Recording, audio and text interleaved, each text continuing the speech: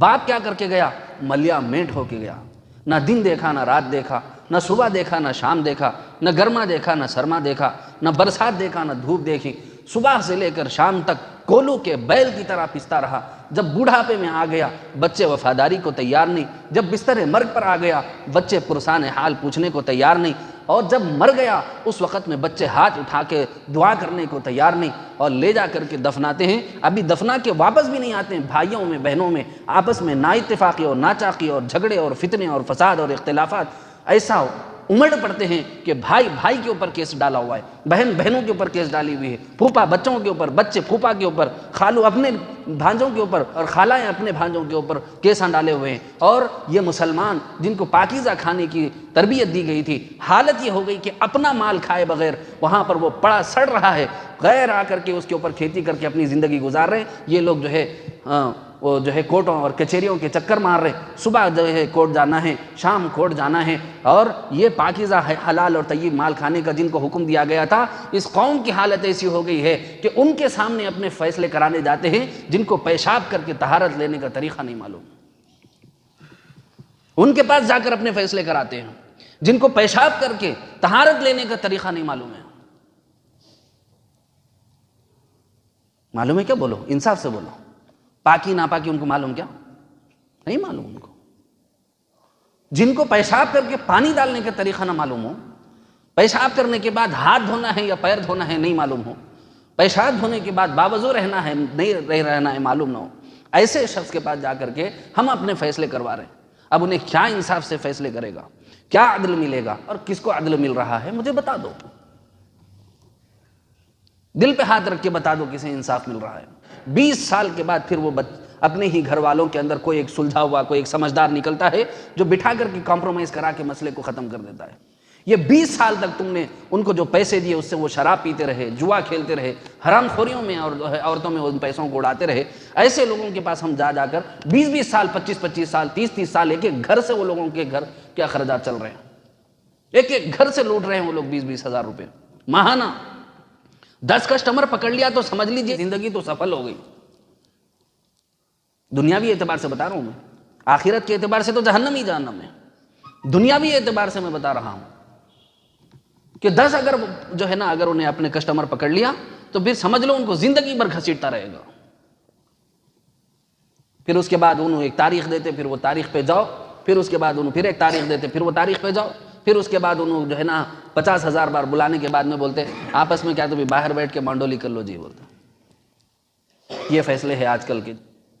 انصاف سے اگر نہیں بول رہا ہوں تو آپ میرا گریبان پکڑ لیجئے، جائیے کبھی باہر کھڑے ہو کر کے دیکھیے یہ حالت اس سے پہلے تھی کیا ایسی؟ اتنے مسلمان اس قدر زیادہ تعداد میں جا کر ان لوگوں کے پاس اپنے فیصلے کراتے تھے کیا؟ آج ہم علماء کے پاس آنا توہین سمجھتے ہیں، جن کو طہارت کا طریقہ بھی معلوم، تمہارے درمیان عدل کرنے کا فیصلہ کرنے کا بھی طریقہ معلوم، ان کے پاس جانے کے واسطے اپنی اماں مرتی، اب مول صاحب کو کیا معلوم جی جاؤ بولتے، اور کس کے پاس جا رہا؟ مول صاحب کو ٹھکرا کے، اللہ رسول کا انصاف چھوڑ کے اس کے پاس جا رہا جس کو پیشاب کر کے پانی ڈالنے کا طریقہ نہیں معلوم، اس کے پاس جا کے اپنے فیصلے کرانا چاہ رہا ہوں۔ عالم دین کے پاس آنے ماں مر رہی ہے، اللہ رسول کا انصاف کیا ہے وہ سننے ماں مر رہی ہے، اس کی وجہ کیا ہے؟ حرام کھانا، حرام کھا رہے ہیں تو اس وجہ سے حلال فیصلہ پسند نہیں آتا۔ صحیح بول رہا ہوں غلط بول رہا ہوں؟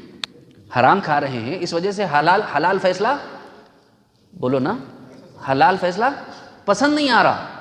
کیوں نہیں آ رہا؟ کیونکہ حرام کھائے ہیں، حرام ہی صحیح نظر آئے گا، حلال کھائے ہوتے تو حلال صحیح نظر آ رہا ہوتا، حرام کھا رہے ہیں اس لیے فیصلہ بھی حرام ہی ہم کو اچھا لگے گا۔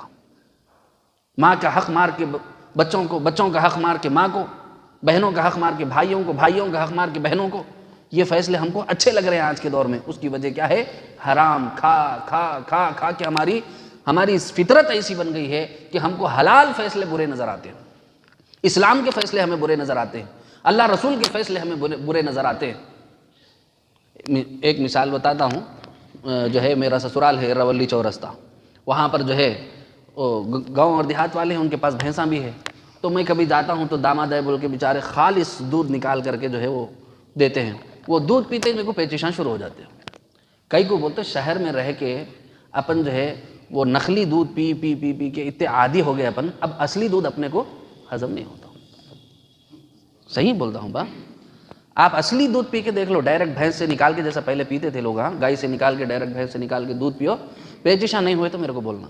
جو عادی ہے اس کو چھوڑ کے بولو، میں جو مسقطی کا یا فلانا کا یا وجیا کا اس کا پاکٹوں کا دودھ پیا ہوا آدمی ہے اس کو بول رہا ہوں میں، تم نہ بڈھے لوگوں پی کو بولیں گے ہمارے کو کیا بھی نہیں ہوا بول کر، پرانے لوگوں کی بات نہیں کر رہا ہوں، اب نئے زمانے کی جنریشن سے بات کر رہا ہوں کہ جو پاکٹوں کا دودھ پیے ہوئے ہے، جو مسقطی کا یا فلانا کا، میں ان لوگوں کا غلط ہے بول کے نہیں بول رہا ہوں، لیکن ہم لوگوں کو عادت ہو گئی جو ہے پیور دودھ پینا چھوڑ دیے، نقلی دودھ ہمارے جسم کا ایسا حصہ بن گیا کہ اصلی دودھ پیے تو اپنی طبیعت خراب ہو جاتی۔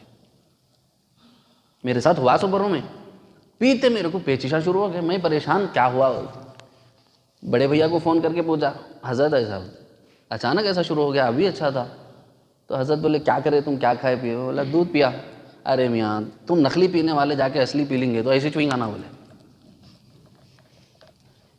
اپن شہر میں رہ کے باٹلوں کے ڈبوں کے پاکٹوں کے پاکٹاں، وہ تو وہ پاکٹاں نہیں بشا تم لوگ وہ پاکٹاں سمجھ لیں گے، کچے پاکٹاں، پاکٹ وہ تو دودھ کی پاکٹ بولتا ہوں سو میں، دودھ کے پاکٹاں پی کے ہم لوگوں کو نقلی دودھ پی کے عادت ہم لوگوں کی ایسی ہو گئی ہے کہ اگر کوئی شہر کا نوجوان یا ابھی جو دودھ پاکٹوں کا استعمال کرنے والا، ڈبے کا استعمال کرنے والا جو عادی ہو گیا ہے، اگر اس کو تم پیور دودھ ایک گلاس پلا دو، پیچیشان نہیں ہوئے تو میرے کو پوچھو آ کے۔